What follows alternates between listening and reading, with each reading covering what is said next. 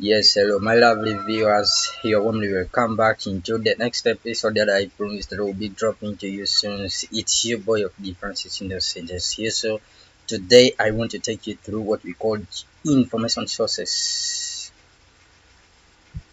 And this one we are going to go through very, very fast. Just as I'm telling you, it will be something which is very fast and we have to know it fully. Just as I talked about, I've introduced you into information literacy and something about progression with the stuff. So today we are going to go straight to what we call information sources. So where we can get information from.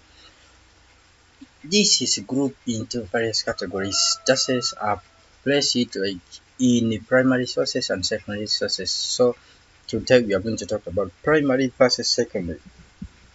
And let's go straight into the real working, my dear lovely viewers.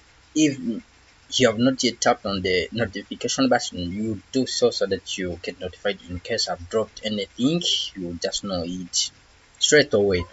So primary sources, we have nature of content. In primary, the nature of content provides original first-hand evidence or raw data.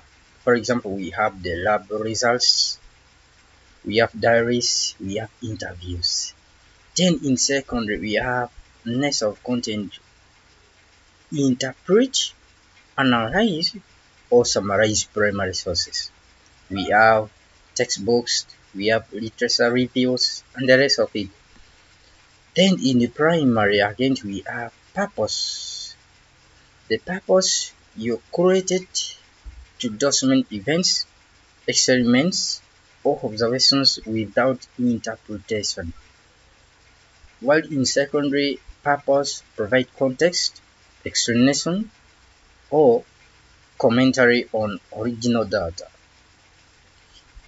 In the primary, audience often intended for researchers or participants directly involved in the subject matter, while on the other hand, secondary, audience designed for students, scholars, or general readers seeking understanding rather than raw evidence.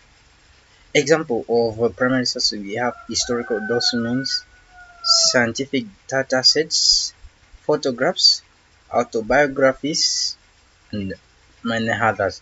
While on the secondary side, we have example of encyclopedias, scholarly reviews, and biographies.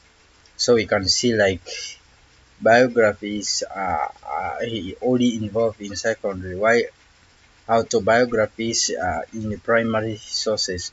So we move on with our presentation, my lovely viewers. As we also know, this one I've grouped it in the form of scholars and popular sources. The former one we talked about the primary and secondary. This time we are talking on scholarly versus popular sources. So scholarly sources, we have authorship written by experts or academic, often with advanced credentials. In popular sources, authorship written by journalists, bloggers, or general writers without specialized expertise. In scholarly sources, review process, we have peer reviewed to ensure accuracy, credibility, and contribution to the field. While on the popular sources, review process involve edited for re readability and appeal, not peer reviewed for academic rigor.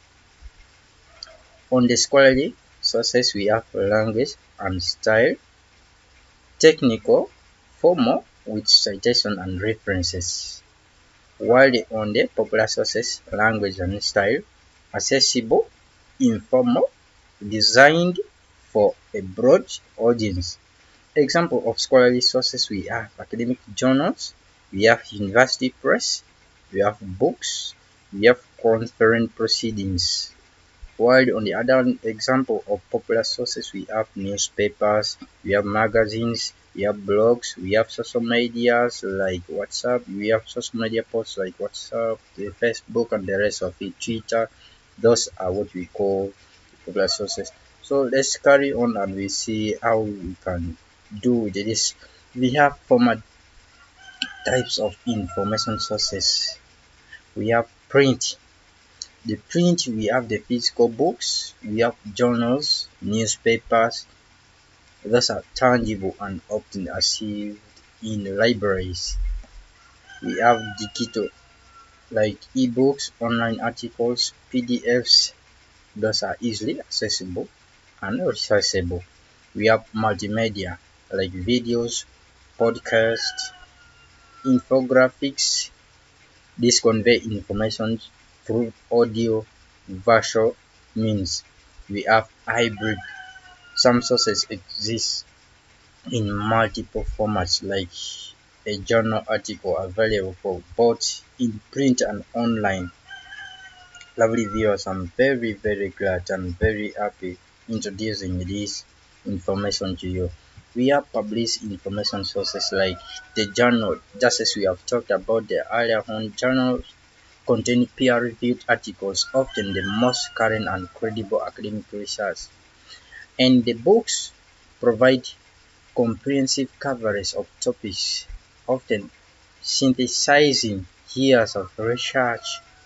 We have conference papers, present cutting-edge ideas, sometimes preliminary findings, useful for staying current.